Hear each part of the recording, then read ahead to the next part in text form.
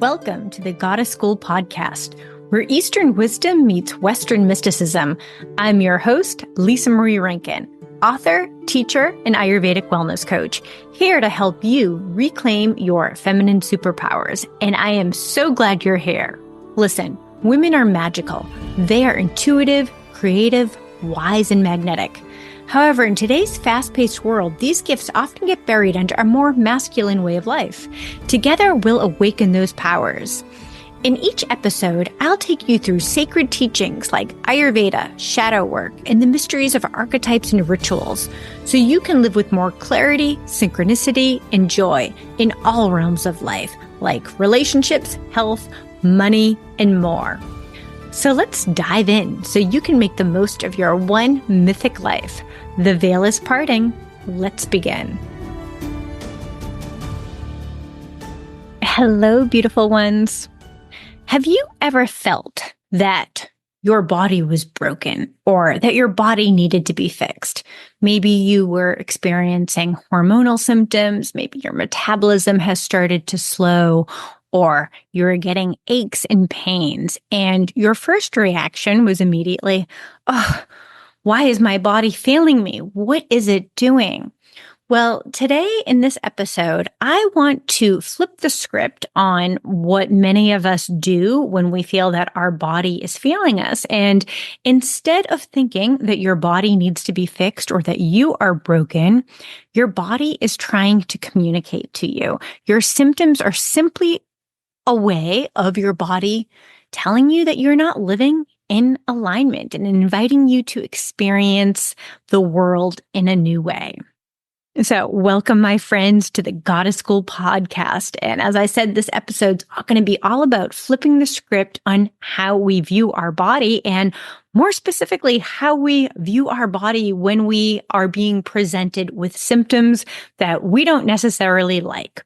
Now, I'm going to talk a little bit about symptoms in midlife because I know that much of my audience are in midlife. So as we transition through perimenopause or menopause, there's many symptoms that we experience. They could be like dry skin, hot flashes, anxiety, low libido, insomnia, weight gain, right? Just to name a few. And it can be easy at this point to say, oh no, my hormones are completely out of whack. They need to be fixed. My body is malfunctioning. But instead of that, and stay with me now because I will tell you how actually you can resolve these symptoms as well too.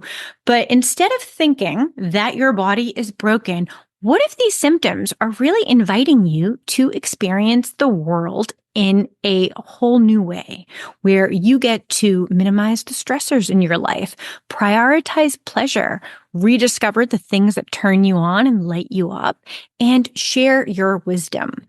Now, in episode number 4, I talk about the 4 phases of life, the 4 ashramas in the Vedic tradition. Now, if you haven't listened to that, definitely go back after this episode and check it out, because that really is aligned with what we're going to be talking about today, where in each life phase, we're being asked to live a little bit differently. We're going to be asked to we'll have different goals, different aims in life. Now, the phase of 25 to 50, that's called the grahasta phase or the householder phase. And that's when we are very much focused on creating a family, getting ahead in our career. We're building, we're busy, we need a house, we need stuff. So it's this very fiery time of life. And then the phase from 50 to 75 is called vaniprastha or forest dweller. And we can think of this as we have one foot in the mundane earthly realm, the householder phase, and then really one foot in the more spiritual realm. So we're starting to slow down, but not in a way that we think of as negative. It's like, oh, I get to experience the world differently. I get to rediscover the things that turn me on. I get to pursue pleasure. I get to share my wisdom from a life well lived. So there's just different things that our spirit, our psyche are looking for in this phase of life. So I just wanted to give that little bit of an overview. Now, back to the symptoms. So I want to talk a little bit about our hormones and why we may experience the symptoms. I'm going to keep it pretty high level, but starting at 35 for a woman, our estrogen and progesterone start to decline, right? They're just going to start to decline. And this is when we start to experience symptoms. We start to think that our body is malfunctioning. Now, I don't know about you, but I believe that God, Goddess, the divine nature, they didn't screw up and that your body is not malfunctioning, but it is inviting you to experience the world in a new way. Now, we all should still have enough estrogen and progesterone to feel juicy, sexy, alive in midlife and beyond, because we no longer need as much because we're no longer reproducing. So there actually should be enough that we still feel good. But here's what happens. When we're younger and when we're in that grahasta phase, we can often deal with so much and we can get so much done. I remember in my 30s, I was working full time in the corporate world. I had 2 young children. I also had a retail store. It was a pet grocery and dog wash. And I'm 49 now. I look back at that time and I'm like, oh my goodness, I don't really know how I did it. I probably did it because I had a lot of estrogen and progesterone, right? So we can deal with a lot. But as that starts to decline, we also have to make sure that the stressors in our life also decline. So we also have to look at our stress hormones, so cortisol and adrenaline. So in our 20s and 30s, our estrogen and progesterone help to balance out those stress hormones. But as they decline, we need to make sure that our stressors decline as well too. Now, often they don't. And in fact, in midlife, there might be an opportunity to even be more stressed. Many people are getting divorced. Once their kids are going to college, they have to figure out how to pay for college. They might have aging parents to care for. So it almost seems like at this time in midlife, when things are starting to get easy, for many, it might seem like you have more stress than ever, and you're going to experience more symptoms as well. So what we need to do is, if our symptoms are communicating to us, and in this instance, they're saying, hey, we need to minimize stressors.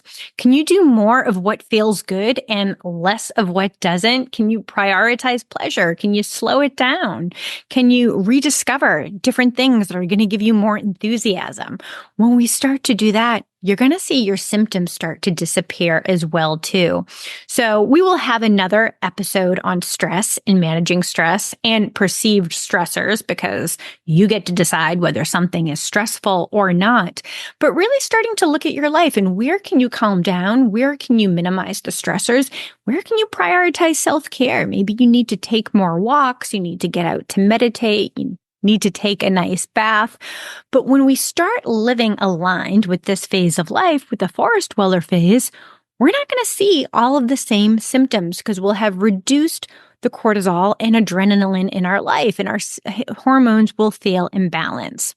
So that's an example where when we actually live more aligned to the rhythms of our life, it's not just our symptoms that clear up, but our life is going to be better as well too. And in this instance, we're not going to have all of the stressors. We're going to prioritize the things that we really enjoy.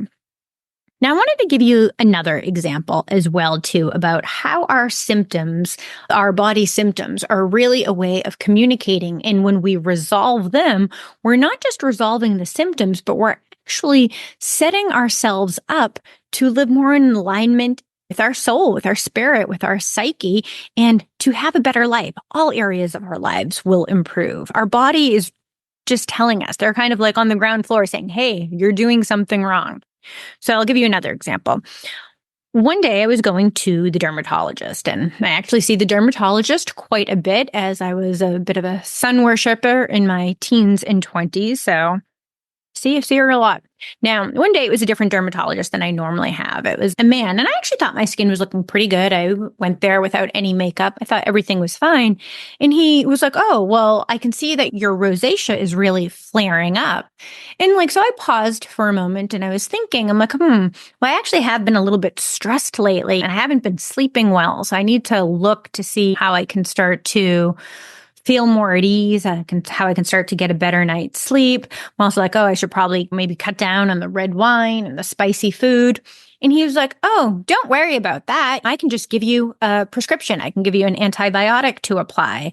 And I politely declined because here's the thing. I knew some of the things that could make my rosacea flare: stress, insomnia, drinking too much red wine, eating spicy foods. Now, if I can manage my stress, if I can get better sleep, if I can drink less red wine, my skin's not going to just look better, but my whole life is going to be better. Because if I get a good night's sleep and I'm not stressed, I'm going to be able to make more discerning decisions about my life at large, about my health, about my relationships, about my money.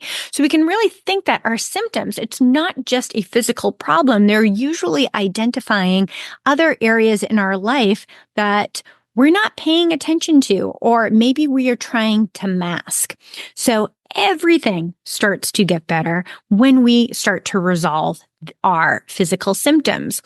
And that's why I really love working with the body. And I really do believe that feminine spirituality begins in the body. And I know that if you are on a personal development path or a spiritual path, you might want to go right to the crown chakra, right? You might think that the spirit is so much more important than the body because the body is transient while the spirit is not. But I really encourage you to shift that yes, even though the body is transient, it is your gateway to the spirit. It is how we experience the world. And especially for feminine spirituality, we experience the sacred in every day. It's birthing babies. It's tending to the dying. It's in the garden. It's making dinner. It's interacting with others. It's very much a physical experience. So I really encourage you to think of your body as your teacher, your spiritual mentor, your guide, and start to look at your symptoms, your physical symptoms, whatever they may be, as an indication that there's something out of whack in your life. And when you start to resolve that, not only will the symptoms in your body start to resolve, but your life is going to get better and more purposeful as well, too. So I want to just start maybe leaving you with a few tips so you can start listening to your body and realigning with your natural rhythms. First, just take note of what are the symptoms that you are experiencing. And, you can list them all out, whether it's symptoms with your skin, with your digestion, with your weight, with how your bones feel when you get out of bed. But what are the symptoms that you are experiencing? And then consider, what do you think these symptoms are asking you, or what are they inviting you to do a little bit differently now? And then third, what do you need to shift in your life to start to resolve these symptoms? And what else will change, right? What else will shift in your life when you start to resolve these symptoms? And really start to think about that. So your body is like your guide and coach that is with you all the time, and it's going to let you know when you are going off track. So rather than trying to mask it with a quick fix, really look, what do I need to change in my life for these symptoms to resolve? And how else is that going to improve all areas of my life? And lastly, to really start reconnecting to the wisdom of your body, just listen to what it needs on a basis. If you need to go pee, get up and go pee. If you're thirsty, have a sip of water. If you've been sitting too long in your chair, get up and go for a walk. Tune in throughout the day, seeing how your body feels, and then really asking it, what do you need right now? What do you need to feel better? So in conclusion, your body is not broken. It does not need to be fixed. It is a messenger. It is your spiritual guide, your wellness coach. It is your teacher. Really look at your symptoms as a way of communicating and as an invitation to experience the world a little bit differently. And consider what else is going to shift in your life when you do that, when you start to resolve these symptoms. All right, beautiful ones. I hope this was helpful. I hope it helps you to maybe shift the way that you consider your body and really approach it in a whole new way. I will see you very soon. Be well. Thanks for tuning in to the Goddess School podcast. I hope today's episode inspired you to reclaim your feminine magic.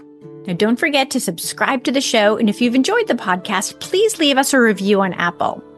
If you want to dive deeper into divine feminine archetypes and reconnect with your power, check out my book, The Goddess Solution. It's packed with ancient goddess wisdom for the modern woman. You can find the book on Amazon, and the link is in the show notes. And if you're ready to embrace these practices alongside a global sisterhood, I invite you to join my Divine Feminine Mystery School, Enlivened. It's a supportive space to embody these teachings with a fantastic community of like-minded women. You'll find the link in the show notes. Remember, the goddess isn't a deity outside of you. She's an aspect of your highest self. You are the goddess. Until next time, my friend.